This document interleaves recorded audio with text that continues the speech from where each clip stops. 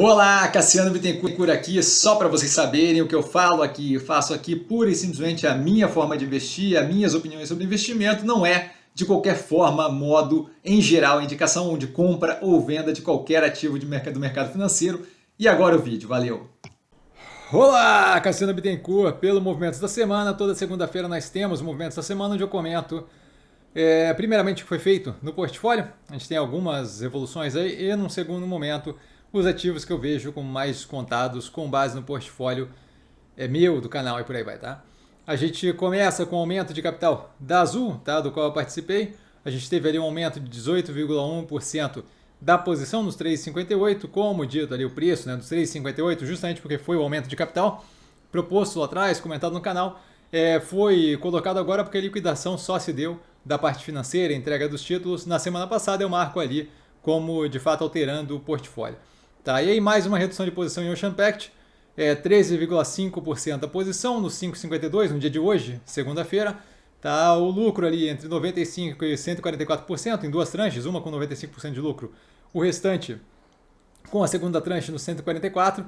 Tá, isso daí a gente teve ali, eu falei, né, dada a liquidação, dada a resolução da questão ali da Minerva, da subscrição, iria avaliar justamente a possibilidade de levantar capital, muito provavelmente ali para o aumento de posição na Azul, e justamente foi o que foi feito. Agora a gente tem ali ordem aberta, ainda não bateu, mas a gente tem ordem aberta ali com a possibilidade de fechar o aumento de posição ainda hoje.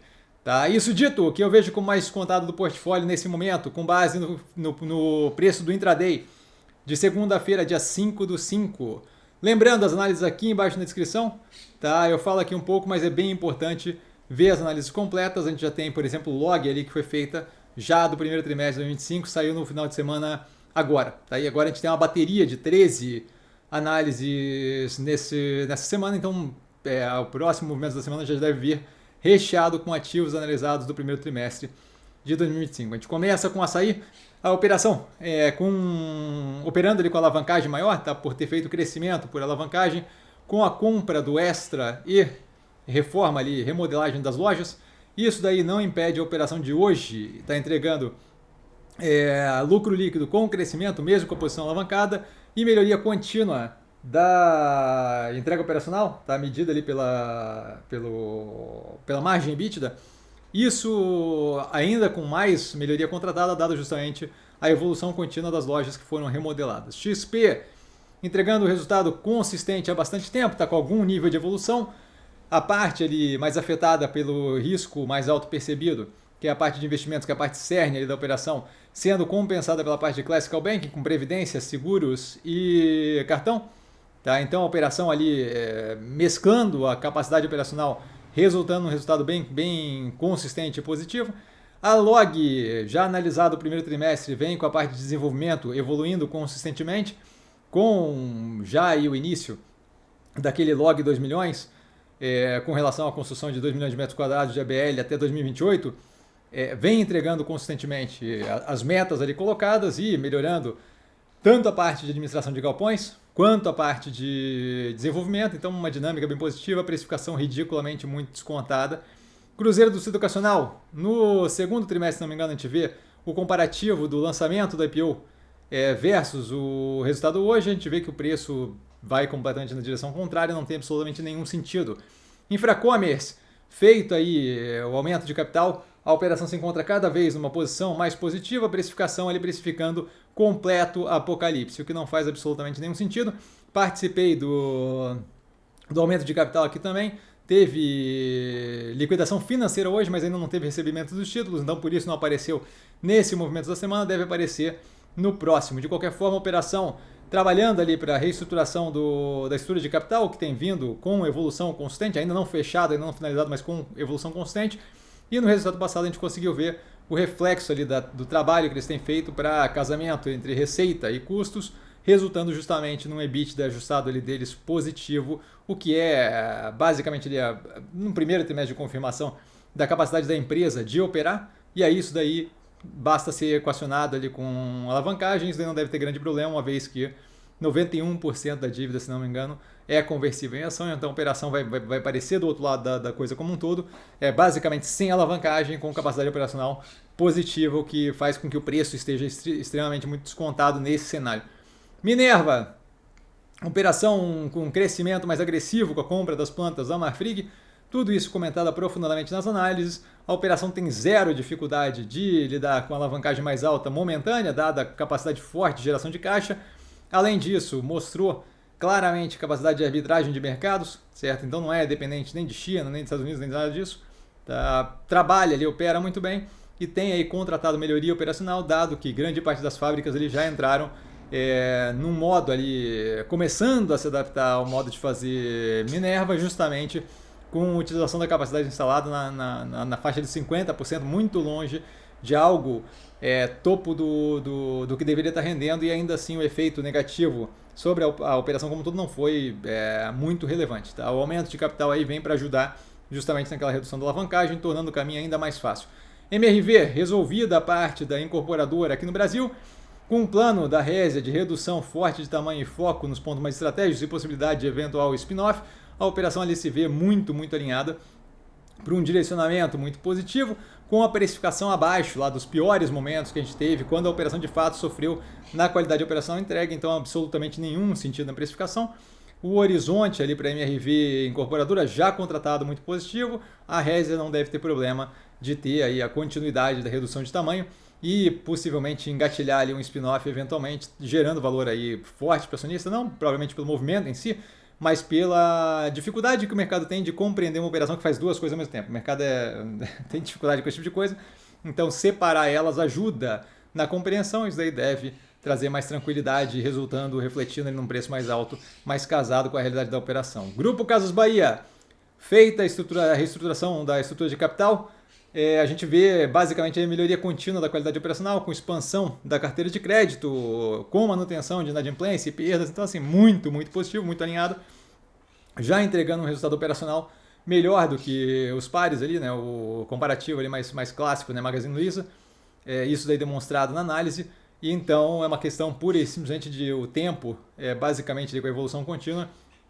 equacionar isso daí com a estrutura de capital, que já vem bem organizada, justamente para ver ganho de rendimento e lucratividade com o passar do tempo, além de consistência no fluxo de caixa. Guararapes, entregando o resultado casado para melhor do que o pré-pandemia, precificação abaixo do momento da pandemia, não precisa de mais do que isso para justificar a compra nativa, é basicamente dinheiro de graça. E Dux, agora também, né, com a possibilidade de fusão com a Cogna, é uma operação ali que vem naquela mesma dinâmica do Cruzeiro do Sul Educacional e Cogna. Melhoria contínua da qualidade operacional, queda consistente do preço, isso daí não tem absolutamente... Isso daí é porque prova que o mercado é irracional, certo? Então não faz qualquer sentido. Pets, entregando resultado bem mais positivo no terceiro e quarto trimestre do ano passado. O primeiro trimestre tem uma continuidade disso, como já era mais ou menos visto durante a análise do trimestre passado, o quarto trimestre de 2024, que já está no canal há algum tempo. Tá? A fusão para a Cubase ali é um algo a mais aí que amplia violentamente a dinâmica de possíveis sinergias, expansão da operação e por aí vai. Tá? Azul, preço ridículo e absurdamente muito descontado, porque o mercado simplesmente entrou aí num frenesi de, como fez com o Grupo Casas Bahia, como fez com uma cacetada de outras operações, entrou num frenesi aí de inventar informação que não existe, certo? E aí saíram declarando um monte de coisa como falência da operação que não tem absolutamente nenhuma fundamentação no momento, certo? Os dados não apontam para nada disso. De qualquer forma, como dito ali, tem um interesse em aumento da posição assim que vingar ali, né, no preço, vi que está perto ali, tá? A gente tem uma operação que vem melhorando consistentemente a qualidade operacional, diga-se de passagem com recorde atrás de recorde ali, virtualmente todo o trimestre de EBITDA e de faturamento, reestruturação consistente da estrutura de capital, tá? Um horizonte aí de redução do dólar, redução do preço do petróleo, não vejo absolutamente nenhum racional para precificação nos níveis agora, mas é basicamente isso, certo? O mercado entrega para você um negócio basicamente de graça, vendendo uma ideia, uma narrativa que não faz nenhum sentido, e aí lá na frente, como em caso de Ambipar, a gente ganha 567% de lucro, ou alguma coisa do gênero, certo? Então nada que me preocupe, nada que seja problemático, por simplesmente um desconto cavalar num ativo que não tem qualquer casamento com a precificação. Cogna, na mesma dinâmica das outras de educação aqui do portfólio, vem entregando um resultado muito positivo, forte fluxo de caixa pós-capex, redução contínua da alavancagem, a operação indo para cima, o preço indo para baixo, nenhum racional, Tá? Isso daí ainda com burburinho em cima ali da possível fusão com a Edux. Antiga Multilaser, o chevetão do portfólio, certo? Entregando um resultado ali que está mediocremente evoluindo paulatinamente, mas a precificação ridiculamente muito descontada quando comparada com um período que a gente tinha alavancagem mais alta, possibilidade de acionamento de Covenant e uma qualidade operacional muito ruim, e agora a gente tem um cenário completamente diferente, com um caixa líquido e, por mais que devagar, a qualidade operacional melhorando. Então, basicamente, aqui a teoria do Chevette, que é explicada em vários vídeos, inclusive na análise desse trimestre, do trimestre passado, o quarto trimestre. Lojas Renner, a mesma dinâmica de Guararapes, a entrega de uma operação com qualidade operacional para cima, igual, dependendo dos pontos que você pega ali, do pré-pandemia, a precificação bem abaixo do pior momento da pandemia, onde tinham todas as lojas fechadas, nenhuma expectativa de vacina e por aí vai, é simplesmente ridículo. Zemp, com a entrada do Mubadala mais agressiva e agora a junção ali com Starbucks e Subway, a gente tem um horizonte de crescimento ainda mais agressivo, e Starbucks e Subway entram ali em níveis bem depredados ali de qualidade operacional e já começam a responder muito agressivamente com a nova gestão e capacidade de alocação de capital, de investimento ali. Então um horizonte muito positivo para a operação, mas explicado na análise do canal, ainda um tempo ali para a gente chegar no ponto ótimo, mas num direcionamento bem positivo. Alpargatas passou por um momento pesado lá atrás, hoje em dia a precificação próxima daqueles níveis e ainda assim a operação entregando um resultado ridiculamente muito mais positivo, que não faz absolutamente nenhum sentido, vagamente racional. Mobile, com a junção de 2 meses apenas do Tokstok, já flipou o resultado da entrega operacional de 2024 para o positivo. Aqui é pura e simplesmente uma questão de equacionar a entrega operacional com a alavancagem. Vejo zero de dificuldade disso acontecer, especialmente com o tempo que eu tenho de carência, a possibilidade de uma entrega mais positiva e com isso a liability management reduzindo o custo, estendendo prazo e por aí vai.